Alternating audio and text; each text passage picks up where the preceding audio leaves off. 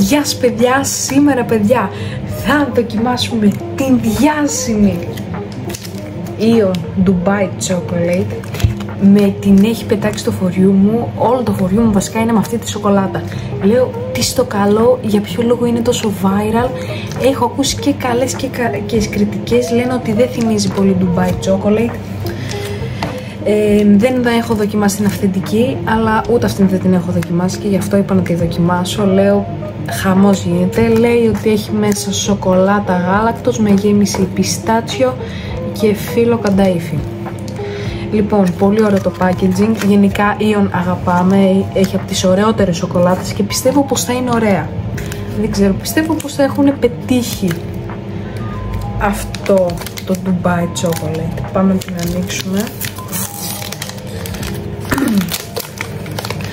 Λοιπόν, την είχα βάλει στο ψυγείο γιατί έλειωσε. Ναι.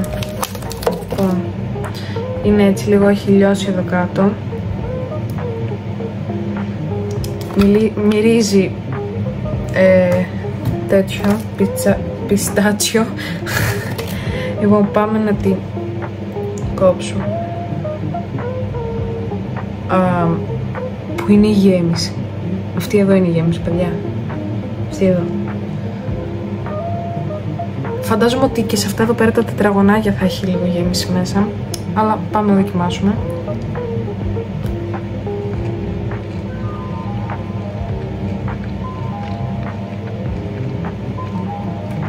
Μ' αρέσει που έχει και τέτοιο φιστίκια υγιεινής, αληθινά μέσα.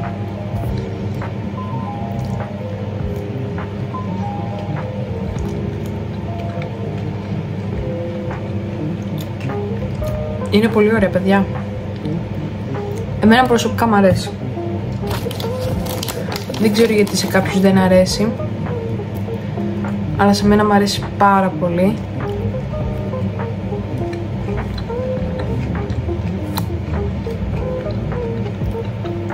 Παλιά δεν μ' άρεσε το φιστίκι, τώρα για κάποιο λόγο μ' αρέσει, δεν ξέρω γιατί. Και είναι επίσης πολύ ωραία η σοκολάτα. Γενικά περίμενα από την Ion να είναι καλή. Γενικά η Ion βγάζει τέλειες σοκολάτες, ειδικά της Break. Οπότε ναι, από μένα για να τη βαθμολογήσω θα της βάλω ένα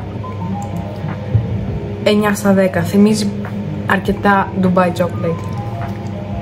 Γιατί έχω δοκιμάσει από ένα ζαχαροπλαστείο που είχε Dubai Chocolate δικιά του και μ' άρεσε.